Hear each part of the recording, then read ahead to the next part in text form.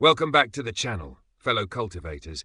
The thunder of Ruan Qiong's hammer still echoes across Dragon Spring Prefecture, while hidden powers watch the small town with restless eyes. Chen Ping'an has finally left home, carrying a newly forged sword, twin blades on his back, and countless hopes entrusted to him by friends and mentors alike. Yet as his journey south begins aboard the colossal Kun ship, the currents stirring beneath the surface of the world grow ever more dangerous. Back in the town he left behind, an old friend arrives with a purpose of his own. Lu Chen, smiling as always, wanders between fate and mischief, crossing paths with emperors, immortals, and forgotten destinies. But every casual conversation seems to conceal a deeper move in a game far larger than anyone realizes. Tonight, as one traveler departs and another lingers among the shadows of Dragon Spring, the wheel of destiny turns once more, and the price of a single missed opportunity may soon be revealed. Before a sword ever leaves its sheath, before a young man steps onto the long road south, the world around him has already begun to move. And in this chapter, that movement does not arrive with armies, thunder, or open killing intent. It arrives as a fortune-telling stall, a smiling Taoist, a half-cooked pot of rice, and an unfinished sword, quietly delivered by an old friend. The small town has changed. Not completely, not in a way ordinary people can fully explain, but enough that even the poorest families now believe the impossible may be real. After witnessing signs of immortals and heavenly phenomena, the townsfolk no longer treat fortune-telling as cheap entertainment. They come with sincere hearts, trembling hands, and pockets full of copper coins. So when an old Taoist priest sets up a grand-looking divination stall, business explodes. He dresses the part. His robes are new, his face is glowing, his table is impressive, and his fortune slips sit inside a polished container like sacred objects. His banner promises knowledge of yin and yang, the 8 trigrams, heavenly stars, earthly geography, calamity avoidance, and merit accumulation. To ordinary mortals, this is convincing. And that is exactly the point. In the world of wuxia and xianxia, appearance can be a weapon. A robe, a banner, a confident gaze, sometimes these are enough to make people believe a man has touched the Tao. The old fortune-teller may not be a true immortal, but he understands human nature. In a town hungry for miracles, even a shallow trick can look like heavenly wisdom. Then the young Taoist priest returns. This young Taoist is Lu Chen, though most of the town does not understand what that name truly means. To the young women of the town, he is the handsome, shameless fortune-teller they remember. To the townsfolk, he is familiar, casual, almost unserious. But to those who stand near the peak of cultivation, Lu Chen is not someone to be treated casually at all. And this contrast is the soul of the chapter. The man who should be feared by immortals sits ignored beside a fake master with better advertising. His old admirers gather nearby, not to help him, but to enjoy the sight of him losing business. Lu Chen acts pitiful, bored, and wounded, but this is Lu Chen's way. He lowers himself into the dust of the mortal world and lets people misunderstand him. That is not weakness, that is freedom. Most cultivators spend their lives building dignity like a fortress. Lu Chen wears dignity like a hat he can take off whenever he wants. Eventually, bored by his empty stall, he strolls over to the old Taoist priest's business. The old man at first becomes nervous. A younger competitor could mean trouble. He fears fists more than fate. But after noticing Lu Chen's unusual lotus flower hat, the old priest convinces himself that this young man must be an amateur who does not even understand proper Taoist rules. This is funny on the surface, but beneath the humor is a sharp piece of commentary. The old man mistakes rules for truth. He knows what a Taoist priest should look like. He knows what hats should be worn, what gestures should be made, what words should impress villagers. But he does not recognize a person whose existence stands far above the rules he worships. That is one of the great ironies of the cultivation world. The closer someone is to the true Tao, the less they may resemble the image others expect. Lu Chen plays along. He flatters the old man as an immortal elder, pretends to be nervous, and even reaches toward the bamboo slips. The old man blocks him, guarding his little business like a dragon guarding treasure. Lu Chen retreats with a harmless excuse. No battle happens, no spell is cast, yet the scene is a small duel of perception. The old man thinks he has won because he protects his stall. The audience know she has no idea who has just sat before him. That gap between ignorance and truth gives the chapter its playful tension. But the mood shifts when Shish arrives with the young boy known for his long eyebrows. Shishi is an ordinary visitor. He is a powerful Taoist figure, a continental Tao master nearing the title of Heavenly Lord. In almost any other setting, he would be the one receiving bows. Yet here, before Lu Chen, even he becomes careful, tense, and restrained. The boy expects to meet a majestic immortal, perhaps an ancient figure with white hair, divine aura, and some mythical beast at his side. Instead, he sees the shameless fortune-teller he once disliked. This is a brilliant reversal. The boy's memory of Lu Chen is not grand at all. He remembers a man who once told his fortune, gave him an auspicious slip, spoke flattering nonsense to his mother, then tried to push his luck by reading her palm. To the boy, Lu Chen was not a master of the Tao. He was a suspicious, slippery man who deserved a glare. Now he discovers that this same person outranks his own ancestor. That realization breaks his confidence. He feels the urge to kneel, not because Lu Chen demands it, but because hierarchy suddenly crushes his heart. His past disrespect returns to him like karmic debt. But Lu Chen refuses to let that guilt define him. He tells the boy, in essence, that he did nothing wrong back then. If a person becomes nervous and ashamed every time they meet someone more senior, then the higher they climb, the more miserable life becomes. That would make cultivation not a path of freedom, but a prison made of ranks and fear. This is one of the chapter's quiet lessons. A true Tao heart cannot be built from constant self-condemnation. Respect is necessary, but fear of status can cripple a person. Lu Chen is not merely comforting the boy. He is teaching him how not to be crushed by the mountain before he even begins climbing it. Xie nearly scolds the boy, but Lu Chen silences him with a glance. That tiny moment reveals the real power order. The one who commands a continent becomes obedient before the smiling Taoist at the stall. Then Lu Chen asks whether Xie truly refuses to keep the boy close for personal training. Xie answers with a mature insight. Growing under the shade of a great tree can protect a sapling, but it can also prevent that sapling from becoming towering in its own right. Lu Chen approves. This is cultivation logic, but also life logic. Protection and limitation often wear the same face. A powerful elder can provide resources, safety, and guidance, but too much shelter can weaken a disciple's independence. In the Xian Xia world, destiny often favors those who are forced to stumble through storms alone. Yet Lu Chen cannot resist turning that idea into a joke about his own teacher, saying that perhaps teachers should take some blame when disciples fail to become impressive. For Xie, that joke is terrifying. Why? Because Lu Chen's teacher and senior brothers are not casual names. They are figures whose moods can shake the heavens. A light joke from Lu Chen could become a dangerous ripple if repeated in the wrong place. This is another layer of the chapter's humor. Lu Chen speaks like a carefree wanderer, but every relationship around him leads upward into terrifying realms. Before leaving, Lu Chen gives Xie a warning. He does not want others rushing over to greet him or show excessive enthusiasm. He is in a bad mood, and if people annoy him, he may not be gentle. He also makes it clear that if he ever wants to see Xishi's descendants, no one needs to arrange it for him. He can find them even if they hide beneath the earth. The message is smiling, but the pressure behind it is absolute. Then, in classic Lu Chen fashion, he suddenly asks about the boy's mother and jokes about not having finished reading her palm. The boy is stunned, Xie is speechless, and the audience is reminded again, Lu Chen's terror and absurdity cannot be separated. He is playful because he can afford to be. He jokes not because he lacks power, but because no one nearby can force him to be solemn. After leaving the stall, Lu Chen wanders toward Clay Vase Alley. At the Cao residence, Cao Shi, a terrestrial sword immortal from southern world continent, silently bows from inside.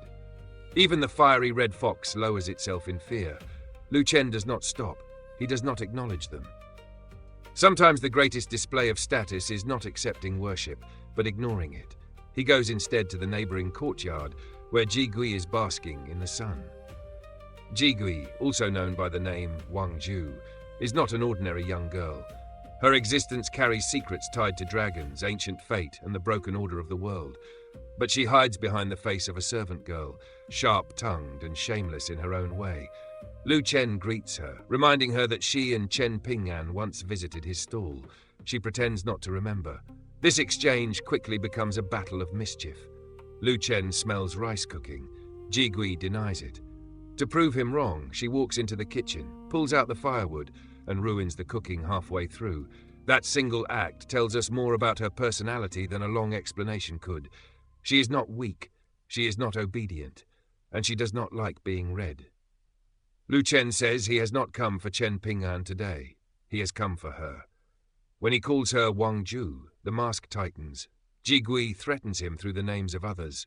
She says Chen Ping'an would avenge her, and even invokes Qijingchun, the Confucian sage who once protected the town. But Lu Chen calmly cuts through the illusion. Chen Ping'an may not act as she imagines, and Qijingchun is truly gone. That statement matters. Qijingchun's death is not just a plot fact, it is the removal of a protective heaven. Without him, old arrangements are loosening. Hidden beings, old debts, and strange opportunities can now surface. Lu Chen offers Jigui a fated opportunity, but this is no gentle gift. He tells her that whether she wants it or not, she must accept. In cultivation stories, a fated opportunity sounds precious. It may mean treasure, inheritance, breakthrough, or survival, but it can also mean burden. Fate is not always kind. Sometimes fate is a chain disguised as a key. Jiggy tries to intimidate him by asking if he knows who she is. Lu Chen turns the question back on her. When he finally states his mortal name, Lu Chen, she is genuinely shaken. That is the moment where her confidence cracks. Names in Xianxia are not just labels. A true name can carry lineage, karma, reputation, and heavenly weight. For someone like Wang Ju, recognizing Lu Chen means understanding that the person before her is not a wandering fraud. He is a figure connected to the highest currents of the Tao. Yet after this heavy exchange, the chapter returns to comedy. Lu Chen offers to read her palm and predict marriage and children.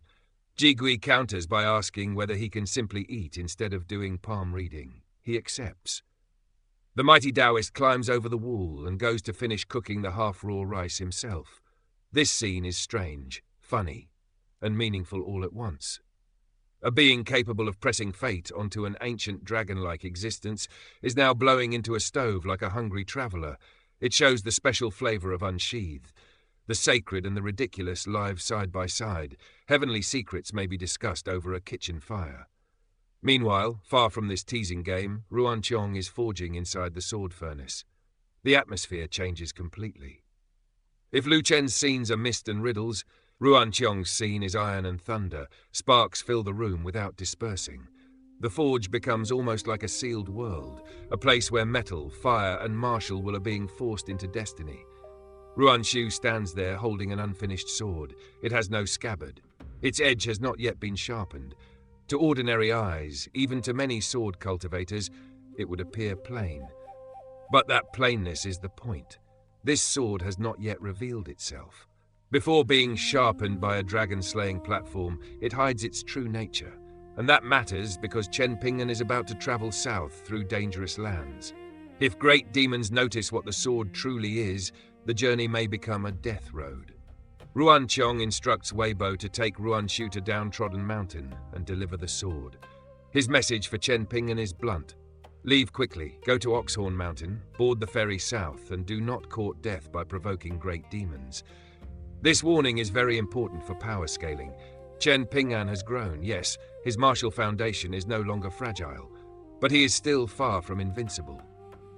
In a world filled with mountain spirits, great demons, sword immortals, and hidden old monsters, courage without judgment is just another way to die. Ruan Qiong understands this. His annoyance toward Chen Ping'an hides a kind of reluctant concern. He wants the boy gone, but he also wants him alive. Weibo adds another layer of protection. He plans to carve scabbards from a thick locust branch, and he has already concealed the sword-nurturing gourd with illusion. Only very high-tier qi refiners should be able to see through it. This tells us that Chen Ping'an's danger does not come only from enemies he chooses. It comes from the treasures he carries, the karmic threads around him, and the attention those things might attract.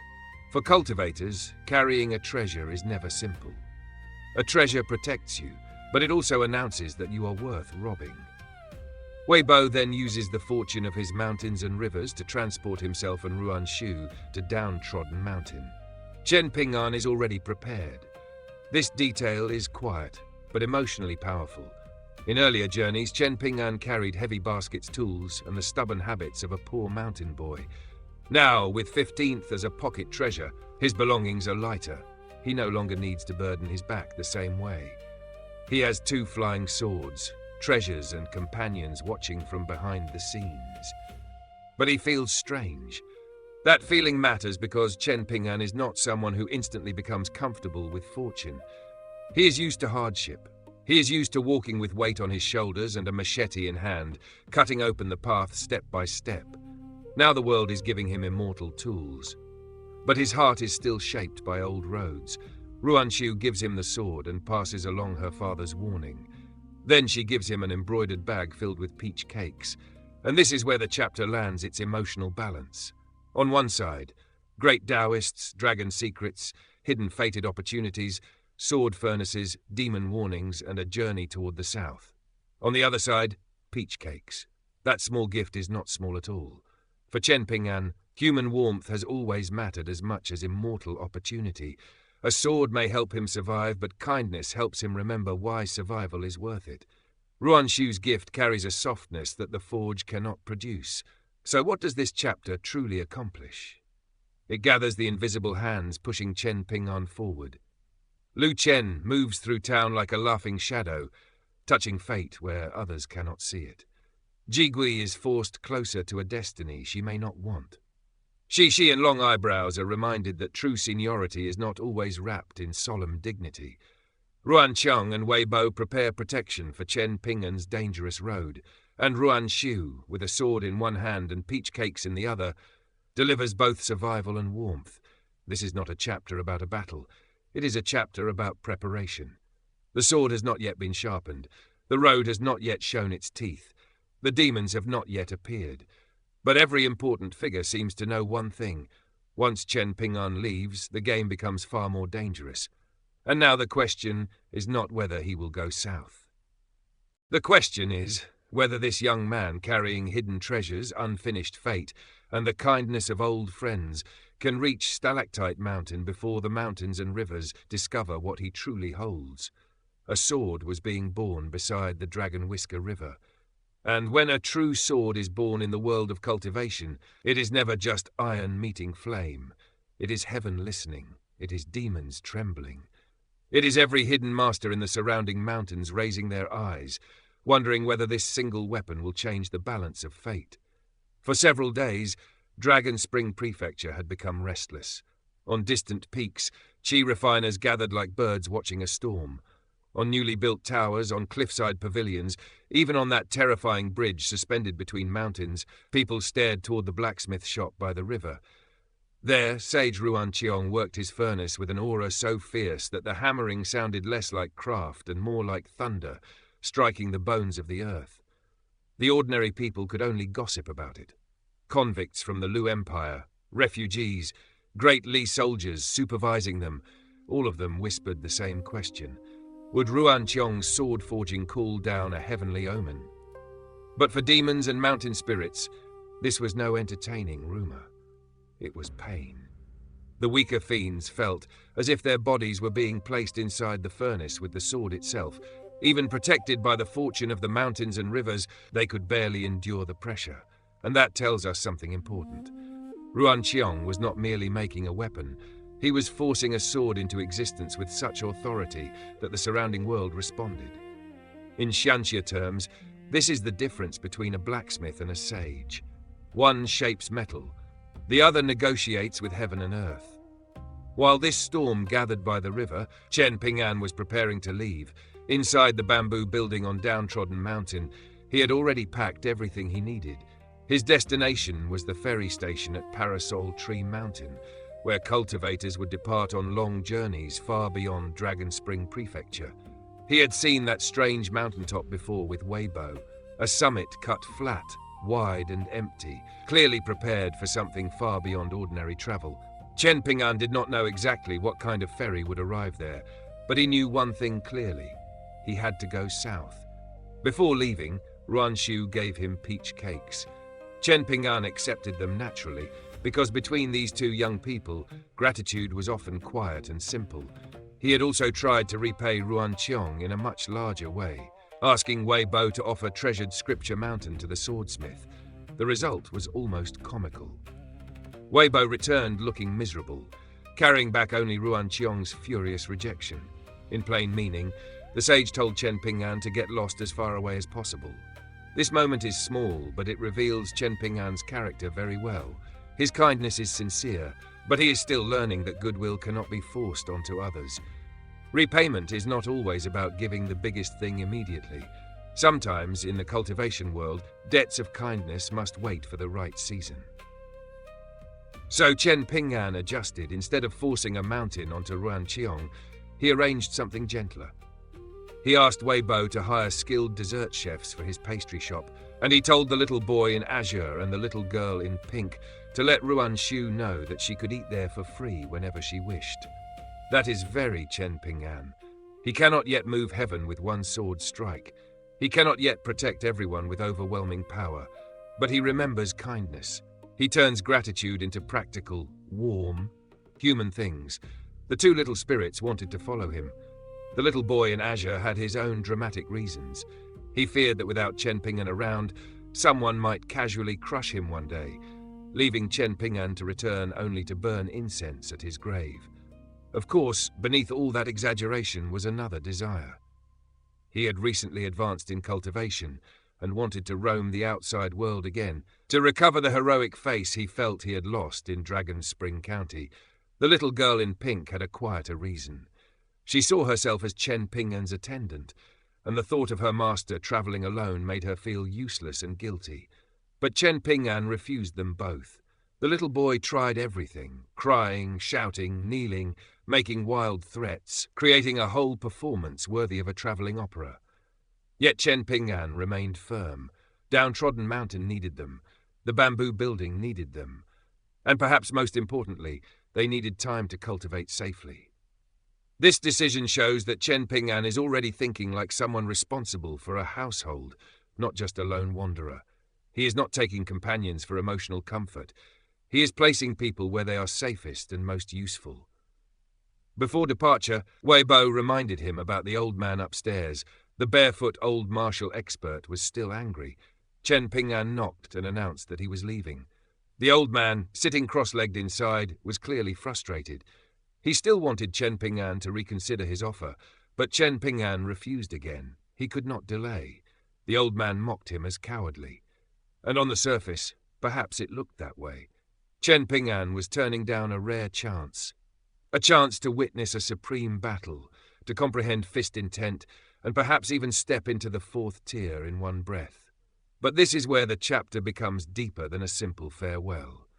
Chen Ping'an was not rejecting danger because he feared pain. This is a young man who had been beaten daily in brutal martial training.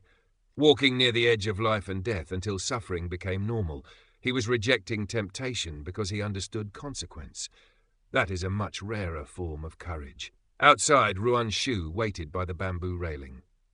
Chen Ping'an wore his familiar straw sandals. He carried a newly forged sword wrapped in layers of cloth, a vermilion sword nurturing gourd at his waist, and a locust wood sword on his back. He looked simple, almost poor.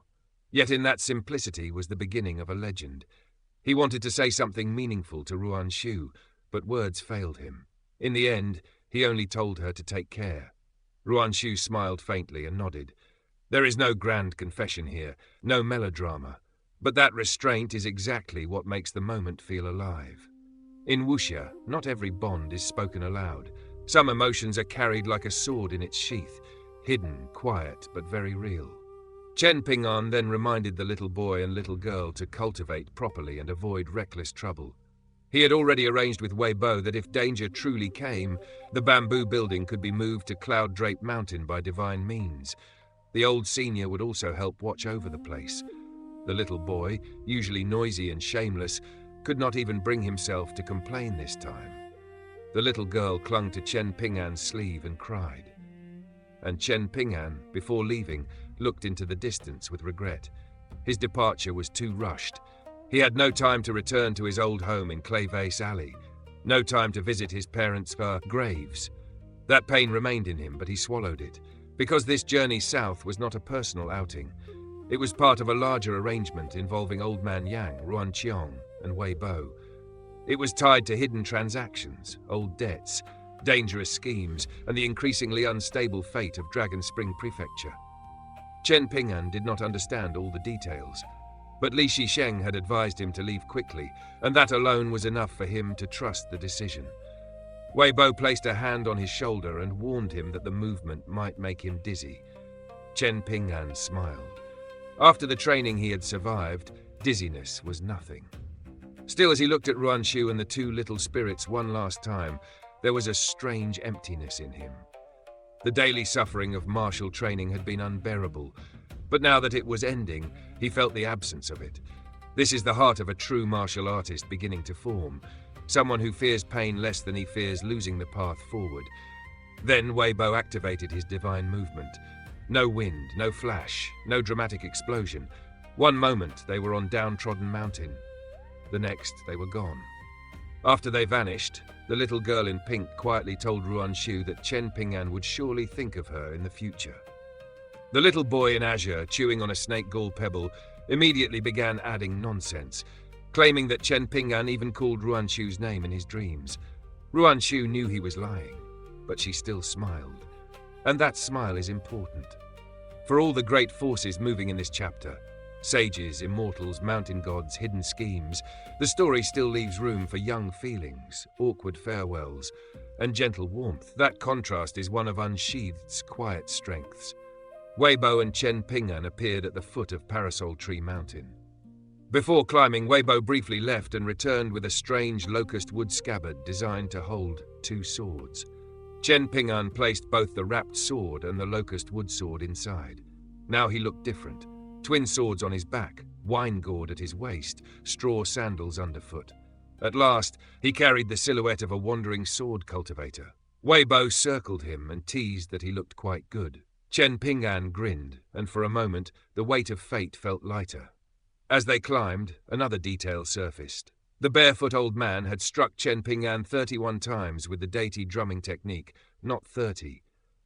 That extra punch had helped stabilize and conceal Chen Ping'an's fist intent. This is a very martial concept. Fist intent, like sword intent, cannot always be left blazing outward. A beginner may reveal everything. A true practitioner learns to sheath his power, not because it is weak, but because it is becoming refined. Chen Ping'an then asked the question that had been weighing on him. Was the small town truly that dangerous? Wei Bo's answer was chilling. He compared Dragon Spring Prefecture to a small pond into which many flood dragons had suddenly entered. Even a casual movement from one of them could create waves powerful enough to crush ordinary cultivators. Chen Ping'an might not be the center of their attention, but he was already a stone on the board. And once you are on the board, your life can be moved by someone else's hand. This is the real danger of the cultivation world. It is not always that powerful people want to kill you. Sometimes they do not even notice you, but their conflicts are so vast that the shockwaves alone can destroy your life. Chen Ping'an accepted this. He even saw the journey as a chance to temper himself, to seek the opportunity for his next martial breakthrough through his own effort. Then Wei Bo asked about the old man's anger. Chen Ping'an explained. A terrifying Taoist immortal had arrived in the small town. The barefoot old man wanted to challenge him. He had offered Chen Ping'an the chance to watch that battle and perhaps gain a profound martial insight. If fortune favored him, Chen Ping'an might even reach the 4th tier with a strong foundation. For a young martial artist, this was almost impossible to refuse, but Chen Ping'an asked one practical question. What chance did the old man have of winning? The answer was almost none. The old man was not at his peak.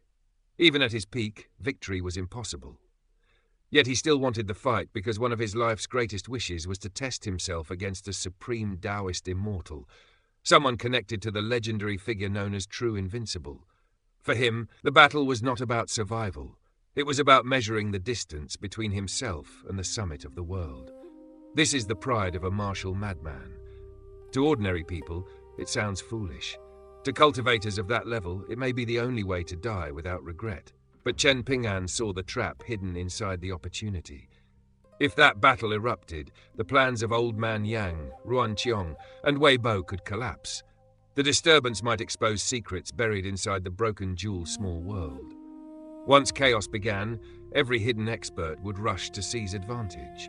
And Chen Ping'an, the so-called first move on the go board, would likely be the first to suffer. So he persuaded the old man not by begging him to fear death, but by appealing to his pride. He argued that if the old man wanted a true battle, he should wait until he had recovered his peak strength. Otherwise, even the fight itself would be incomplete. That was clever. Chen Ping'an did not defeat the old man's desire. He redirected it. He understood that telling a warrior not to fight would fail, but telling him to fight properly, at full strength, with no regrets, could reach him. Wei Bo listened and broke into cold sweat. Because if that battle had happened, the consequences would have been catastrophic. The old man might have died satisfied. But Dragon Spring Prefecture could have been torn open. Hidden powers would have moved. Imperial strategists, mountain gods, swordsmiths, foreign experts, and schemers from every direction would have been dragged into a storm beyond their control. Even Cloud-Draped Mountain, on the verge of becoming Great Lie's northern mountain, might have been destroyed. This final realization reframes the entire chapter. Chen Ping'an's departure is not just a young man beginning a journey. It is a piece being moved away before the board catches fire. It is a small life escaping the shadows of enormous beings. It is also the first step of a martial artist who must learn the outside world with 2 swords on his back and unfinished debts in his heart. And the most impressive part, he leaves without fully understanding the storm behind him. He only knows enough to keep walking. That is why this chapter matters. The sword furnace is roaring. The powerful are gathering. Old monsters are restraining themselves by a thread. And Chen Ping'an, still young, still poor in appearance, still wearing straw sandals, is being sent south with a sword. But in Wuxia, the road south is never just a road. It is a test, it is exile, it is escape. And perhaps one day it will become the path by which Chen Ping'an returns, not as a pawn on the board, but as a player who can place his own stone. So the question now is simple. When the ferry finally arrives at Parasol Tree Mountain, will Chen Ping'an truly be leaving danger behind? Or has the real journey of blades, debts, and heavenly schemes only just begun? A young traveller is leaving home with 2 swords on his back, a wine gourd at his waist, and a heart far heavier than his luggage. But before Chen Ping'an steps onto the immortal ferry that will carry him south, he receives something far more valuable than medicine, money, or even a flying sword.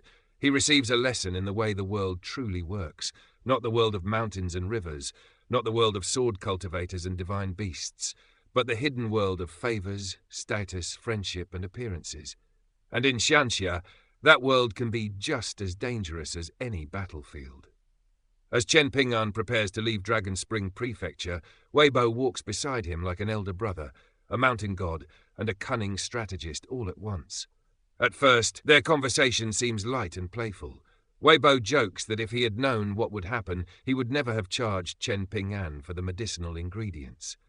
Chen Ping'an, being Chen Ping'an, immediately takes the words seriously and is more than willing to accept a refund. That small exchange tells us a great deal about him. Chen Ping'an is not greedy, but he is practical. He has suffered enough hardship to know that 1 copper coin can decide whether a road opens or closes. In his world, kindness is precious, but silver is not meaningless. That is why the joke lands so well. Wei Bo understands Chen Ping'an's simplicity, and Chen Ping'an understands Wei Bo's warmth. Their friendship is not loud. It is not built on grand oaths. It is built on shared trust, teasing, and the kind of help that does not need to be explained. Wei Bo then says something that Chen Ping'an quietly takes to heart. Among friends, constantly saying thanks can create distance, just as weighing every coin can ruin affection. Chen Ping'an immediately thinks of Ning Yao and decides that, when he meets her again, he must not speak too much about money. This is humorous on the surface. But beneath it lies one of Chen Ping'an's most important traits. He learns from everything. A mountain god's casual joke, a scholar's teaching, a swordsman's habit, even an awkward social moment, all of it becomes material for his own Tao. As they climb Parasol Tree Mountain, Weibo's current status becomes impossible to ignore. Everyone recognizes him. Qi refiners, wandering cultivators, mountain visitors, and important guests all greet him with warmth. Weibo answers smoothly, remembers names, jokes at the right time, and gives every person enough face to leave them smiling. To an ordinary viewer, this looks like simple popularity, but Weibo explains the truth to Chen Ping'an. Much of this friendliness is built on status. If he were still only the fallen mountain lord of Go Table Mountain, many of these people would not bother speaking to him. Now that he is the formal mountain god of Northern Mountain, everyone suddenly becomes close, polite, and respectful. This is one of the chapter's sharpest lessons. The immortal world may speak of Tao hearts, sword intent, and freedom beyond the mortal dust, but it is still ruled by power, reputation, and benefit. Courtesy is often real and fake at the same time. It can be sincere in the moment, yet still depend on position. Weibo is not telling Chen Ping'an to reject it. He is telling him not to be fooled by it. That lesson matters because Chen Ping'an is about to leave home. He is no longer just a boy walking familiar roads.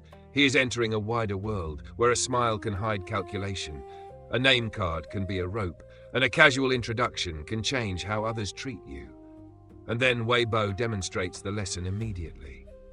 At the ferry station, several influential groups gather near the newly built Jade platform. Some are Qi refiners, others appear to be connected to immortal forces that have recently inspected their purchased mountains. When they come forward to greet Weibo, he handles every conversation flawlessly. Chen Ping'an watches quietly. He does not force himself into the center, he observes. This is another key point about his growth. Chen Ping'an may not be socially polished, but he is not dull. He understands that Weibo's ability is not merely divine authority. It is cultivated intelligence. It is emotional control. It is knowing when to speak, when to laugh, and when to give others face. Then Weibo casually introduces Chen Ping'an. And with just a few sentences, he changes the entire atmosphere around the young traveler. Weibo says that Chen Ping'an is heading south, partly to visit relatives, and also to see certain friends, including He Xiaoliang of the Divine Edict sect and Liu Baqiao of Wind Lightning Field. Chen Ping'an nearly suffers internal damage from embarrassment. Because from his point of view, this is an exaggeration. He once crossed paths with He Xiaoliang and gave her a snake gall pebble, but calling that a meaningful friendship feels far too much. As for Liu Baqiao, they had traveled together briefly, and Liu Baqiao was friendly by nature, the sort of man who calls everyone brother. But true closeness? Not really. Yet Chen Ping'an cannot openly correct Weibo. And this is where Weibo's intention becomes clear. He is not lying carelessly. He is building a protective shell around Chen Ping'an before sending him into the world. By linking the boy to famous names, Weibo raises his perceived value.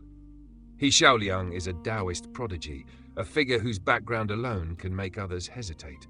Liu Baqiao comes from Wind Lightning Field, and that name also carries weight. In Xianxia society, reputation can become armor.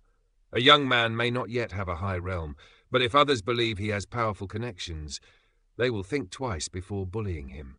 Weibo is giving Chen Ping'an something no storage treasure can hold. Social protection. And it works instantly. The people around them become warmer. Some offer name cards. Their smiles deepen. Their interest increases. The ordinary-looking boy with twin swords suddenly becomes someone worth remembering. Chen Ping'an feels awkward enough to want to disappear, but the audience should understand what Weibo is doing. This is a farewell gift disguised as casual conversation. He is sending Chen Ping'an south with invisible backing. Then the sky changes. Someone announces that the Kun ship has arrived, and what descends from the sea of clouds is not a normal vessel. It is a living mountain of the heavens. Chen Ping'an looks up and sees an enormous creature breaking through the clouds, its fins moving as it glides toward Parasol Tree Mountain. This is the legendary Kun ship, a divine ferry capable of crossing continents and traveling distances so vast that mortal imagination can barely hold them. For Chen Ping'an, who once measured the world by muddy roads, small towns, mountain paths, and the weight of copper coins, this sight is overwhelming. The ship is not just transportation. It is proof of how large the world truly is. And this is one of the most important emotional turns in the chapter. Chen Ping'an is physically small before the Kun ship, but narratively he is stepping into a larger destiny. The scale of the vessel mirrors the scale of the road ahead. His hometown has shaped him, but it can no longer contain his future. Weibo explains that Kun are gentle creatures, valued because they can remain stable even after pain or injury. Compared with other enormous living vessels, they are safer and easier to control. Mountain turtles and treasure-swallowing whales can also serve as great ferries, but they have their own temperaments. Some disasters have happened when such beings acted on their own instincts. This explanation is more than world-building. It reveals the Xianxia logic of civilization. Even miracles are managed through systems. Divine beasts become transportation. Immortal trade routes depend on training, contracts, mechanisms, and risk control. The grand romance of flying across continents still rests on practical concerns: cargo, schedules, safety, and compensation. The Kun ship hovers above the platform, vast enough to rival the ferry station itself. Buildings stand upon its back. A wide stairway lowers into place and locks with the platform mechanism. The whole scene feels like a meeting point between ancient myth and immortal engineering. Then the ship's representative descends, a brocade-robed elder who speaks with official polish. He explains that cargo must be loaded and unloaded for Oxhorn Mountain's cloth wrapper shop, and that if delays occur, passengers will be compensated. Again, the chapter keeps reminding us, immortals still do business. Even in the clouds, time and money matter. When the elder recognizes Weibo, the atmosphere becomes even more respectful. He congratulates the mountain god in advance and promises a future gift. Weibo jokes that if the gift is too small, he will cause trouble the next time the ship tries to depart. The exchange is playful, but beneath it is a dance of status. The elder represents an old commercial force from complete Reed continent. Weibo represents a rising divine authority in Dragon Spring Prefecture. Both speak politely, both joke, but both also understand that relationships between powers must be maintained. Then Weibo gives Chen Ping'an one more layer of protection. He tells the ship owner that Chen Ping'an is his best friend, calls him the moneybag of the town, and asks that he be looked after until he reaches Southern Stream Nation. He even offers to cover Chen Ping'an's expenses. The elder immediately refuses the need for payment and says he will take care of the costs. To everyone watching, this confirms one thing: Chen Ping'an is not an ordinary passenger. But to Chen Ping'an, the moment is quieter and more personal. Before boarding, he turns to Weibo and gives a respectful salute. Weibo returns it. No long farewell is needed. In Wuxia, some friendships are proven not by words, but by what is done before parting. Weibo has arranged face, safety, status, and goodwill for Chen Ping'an. Chen Ping'an understands it, even if he cannot fully express it. Then the young traveler begins climbing the stairs alone, and here the story pauses to show what he carries. On his back are 2 swords. Subduing demons and eliminating fiends, at his waist hangs the sword nurturing gourd, holding 1st and 15th. 15th is especially precious, not only a flying sword, but also a pocket treasure, a storage space hidden within sword form. This matters for cultivation because storage treasures are not merely convenient items. They symbolize entry into the true immortal world. A mortal carries burdens on his shoulders. A cultivator carries mountains inside a hidden space. For Chen Ping'an, who has always valued practical survival, this treasure is almost intoxicating. Making objects appear in his hand feels more wonderful to him than wine. Inside 15th rests a collection of items that quietly summarizes his journey so far. There are seals left by Mr. Qi, carrying scholarly weight and moral inheritance. There is the Mountain Shaking Guide, temporarily held for Gukan, reminding us of old ties and unresolved karma. There are Confucian classics from the scholarly sage, a brush from Li Shisheng, and talisman papers for future study. There are prescriptions from Lu Chen, maps from Weibo, jade coins traded from the little boy in Azure, blank bamboo slips, a carving knife, food, tools, clothes, straw sandals, fishing hooks, and ordinary silver and gold. This inventory is not just luggage. It is Chen Ping'an's life condensed into a hidden world. Every object represents a person who has shaped him. Every tool shows his habit of preparing for hardship. Every coin reveals the lesson of poverty. Every book and talisman paper points toward cultivation paths she has only begun to understand. He is not traveling south as a polished immortal disciple. He is traveling as a boy who still thinks about rice, oil, salt, shoes, and whether one missing coin might ruin a journey. That groundedness is what makes Chen Ping'an different. Many cultivators chase heaven-defying power while forgetting the human world beneath their feet. Chen Ping'an carries both. He carries swords and cooking supplies. He carries immortal seals and spare sandals. He carries flying swords and loose silver. His Tao is not detached from life. It grows out of life. Halfway up the stairs, he turns back. Weibo remains below in white robes, smiling and waving. Chen Ping'an waves back, then drinks from his red gourd and continues upward. This final image is gentle, but it carries deep emotion. The boy in straw sandals is leaving behind his hometown, his friends, and the familiar mountains that protected him. He does not know what waits in the south. He does not know whether old connections will hold, whether new dangers will rise, or whether the wider world will treat him kindly, but he hopes that when he returns, everything will still be peaceful. That hope connects directly to his name, Ping'an, peace and safety. And yet in stories like this, the road of peace is often walked with a sword. So now Chen Ping'an travels south, carrying friendship, debt, memory, and destiny on his back. The Kun ship rises toward the clouds, the mountain god remains behind.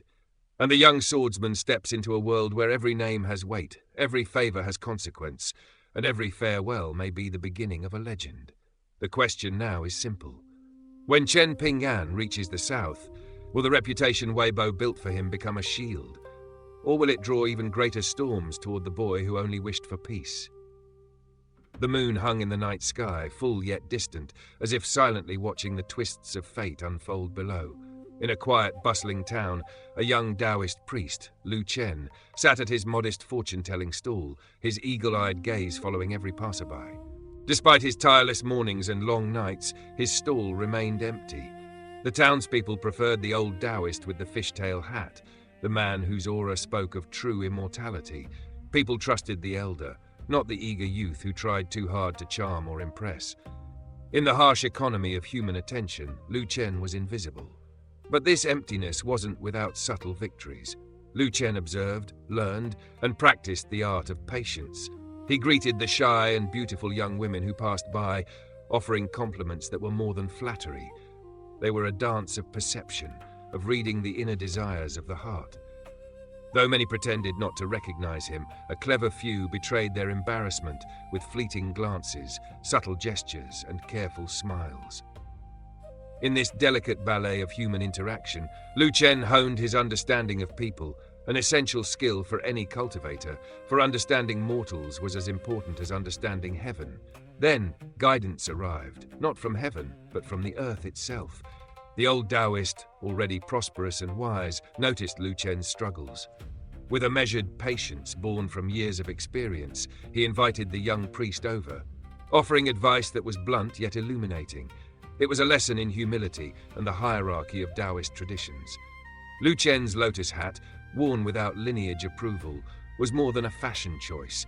It marked him as an outsider, daring to step into sacred domains. The old man's words were a mirror, reflecting the young priest's inexperience, naivety, and boldness all at once. And then the unexpected happened, a visit that would shift the currents of fate. At the neighboring stall, a sickly yet imposing middle-aged man arrived, accompanied by a young boy, Song Jixin. Despite the man's frail appearance, his presence radiated authority, a ruler in mortal form yet burdened with the limitations imposed by the heavenly laws of cultivation.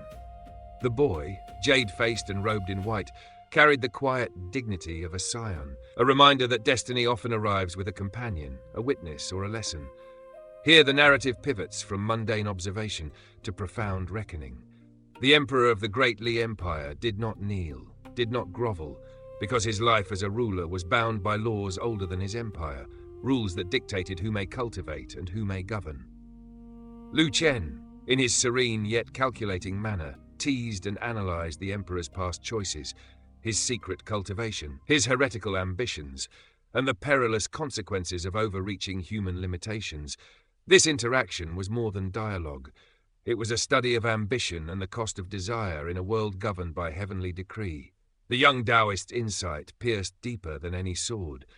He reminded Song Jixin of the narrow margins between opportunity and calamity, of how a single missed chance could cascade into years of regret.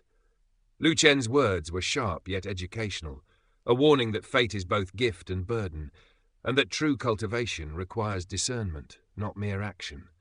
It was here that the story emphasized the duality of power, the allure of longevity and influence versus the inescapable constraints of cosmic law.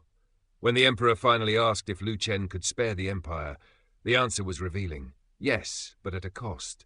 To defy destiny required leaving behind all familiar anchors, abandoning throne and title to survive. Here, the narrative stretches beyond a single plot point, illuminating the philosophical undertones of Xianxia. Power is inseparable from sacrifice, and longevity without freedom is a gilded cage. As the meeting concluded, Lu Chen's presence radiated subtle change. Even the old Taoist, sleepy and distracted, found his own fortunes subtly improved, an unseen ripple caused by Lu Chen's shift in spirit. The Emperor departed, accompanied by Song Jixin, carrying the weight of both relief and reflection. And Lu Chen, alone again, looked toward the western mountains and whispered to the wind, hinting at the inexorable tides of chaos soon to sweep across the world. The spring breeze, he mused, would turn to rain, and with it the world would be judged. Good and evil, fortune and misfortune, all balanced upon the choices of men and immortals alike. This chapter, seemingly quiet in the mundane life of a fortune-telling stall, was a microcosm of cosmic interplay, human frailty, the rigid structure of heavenly law, and the subtle art of influence. Lu Chen's story reminds us that in the cultivation world, the smallest interactions, the glances, the gestures, the quiet lessons, can reverberate across empires and time itself. The moon is round, yet its light casts shadows. The young Taoist may appear powerless, yet he shapes the fates of emperors and empires with a casual hand. The question remains, as chaos approaches, who truly commands destiny and who merely witnesses it. One night, beneath the round moon of the Lantern Festival, the capital of Great Sui became a world of light. But before we reach those lanterns, we must first return to a much stranger little scene. An old Taoist fortune-teller wakes from a daze. He wipes his mouth, looks around, and finds nothing unusual. No enemy, no omen, no crack in heaven's will. To him, it is only age catching up with his body. Spring cold, winter chill, old bones, weak spirit. That is the explanation he gives himself. But in the world of Unsheathed, not every loss arrives with thunder. Some gains and losses happen as quietly as a shadow crossing the moon. Across from him sits Lu Chen, that young Taoist whose smile is far too bright and whose manner is far too shameless. He asks the old man for guidance, pretending to be a humble junior who wants to learn fortune-telling so he can earn a living later. Of course, the old Taoist wants none of it. Why would he teach a young rival who has already stolen his business? In the mortal world, knowledge is livelihood. In the cultivation world, knowledge can be fate itself. The old man may be petty, but his instinct is not completely wrong. Teaching the wrong person can be like handing over your own rice bowl. So he tries to chase Lu Chen away. Lu Chen, however, plays the part of the thick-skinned student perfectly. He begs, flatters, and finally offers silver. And the moment real money appears, the old Taoist's immortal dignity vanishes faster than mist under sunlight. This is one of those moments where the novel gently laughs at the boundary between mortal and immortal. A Taoist robe does not always mean detachment. A fortune-telling stall can hide both mystery and greed. And even a person who speaks of grand principles may still reach very quickly for silver. Once paid, the old Taoist begins to lecture. But what does he teach? Nothing useful. He speaks in grand, empty phrases.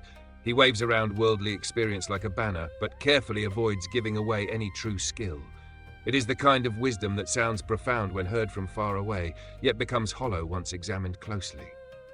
Lu Chen, meanwhile, acts as though he has received heavenly enlightenment. He nods, he admires, he reacts with exaggerated amazement. And that is what makes the scene so sharp. Lu Chen is not really the fool here. He is performing foolishness. He allows the old man to feel superior, allows him to believe he has cheated the young Taoist, and in that space something unseen has already happened. The old Taoist's palm lines have returned to normal. Whatever strange change had touched him before is now gone. No drums, no sword light, no heavenly punishment, just a quiet reversal of fate. This is the chapter's first lesson. In this world, destiny is not always seized through battle. Sometimes it is adjusted with a smile, a silver coin, and a conversation where only one side understands what is truly happening. Then the scene shifts. The capital of Great Sui is celebrating the Lantern Festival. Lanterns hang everywhere, turning night into a second dawn. The academy students leave the mountain to join the festival, and the teachers do not stop them. This matters more than it first appears. Mountain Cliff Academy is not a prison of books. Its teachers understand that young scholars cannot grow into towering trees if they are locked forever inside rules and essays. To study only words without seeing people, cities, joy, noise, and longing is to cultivate a mind without roots in the world. This is why the Lantern Festival becomes more than a holiday. It becomes a mirror. Every young person reveals something about themselves through whether they go out, stay in, study, cultivate, dream, or play. Li Huai wants to go into the city. Naturally, he tries to drag others with him, but Li Baoping refuses. She claims she has already seen every corner of the Great Sui capital, and that the festival is not really about lanterns at all. It is about crowds. To her, that is boring. Besides, she still owes punishment essays. This is very Li Baoping. She is wild, clever, impatient, and impossible to measure by ordinary childhood standards.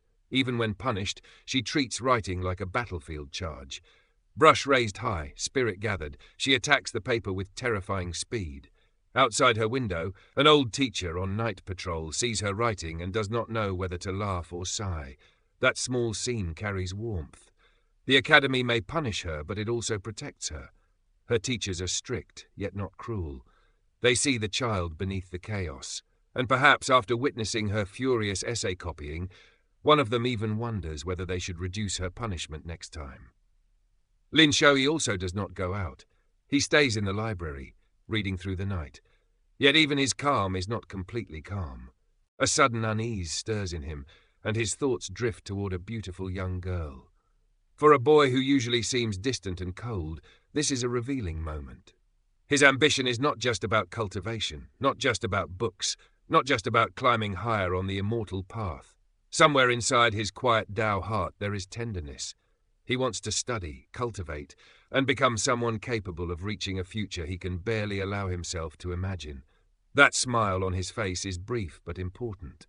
Because in Xianxia, the Tao heart is not only forged through suffering, sometimes it is strengthened by longing.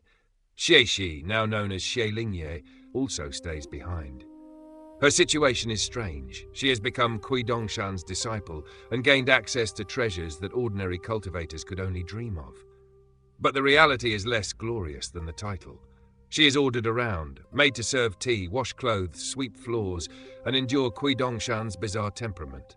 On paper, she is fortunate. In practice, her fortune comes wrapped in humiliation, discipline, and constant uncertainty. This is a very Xianxia kind of blessing. A great opportunity is rarely comfortable. A powerful teacher is rarely gentle. And a treasure in the hand does not mean the owner has already mastered fate. With the others occupied, only Yulu agrees to accompany Li Huai down the mountain. At the foot of the mountain, they meet Gao Xuan, the Prince of Great Sui. The three decide to enter the city together, and here the story gives us a wonderful image. Li Huai, proud and puffed up, wears his black jade hairpin engraved with locust shade. On either side of him walk Yu Lu, the former prince of the Lu Empire, and Gao Xuan, the current prince of Great Sui, one fallen prince, one living prince.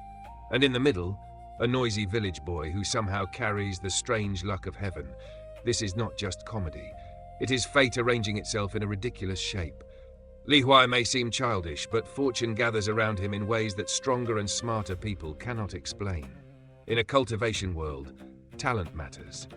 Bloodline matters, background matters.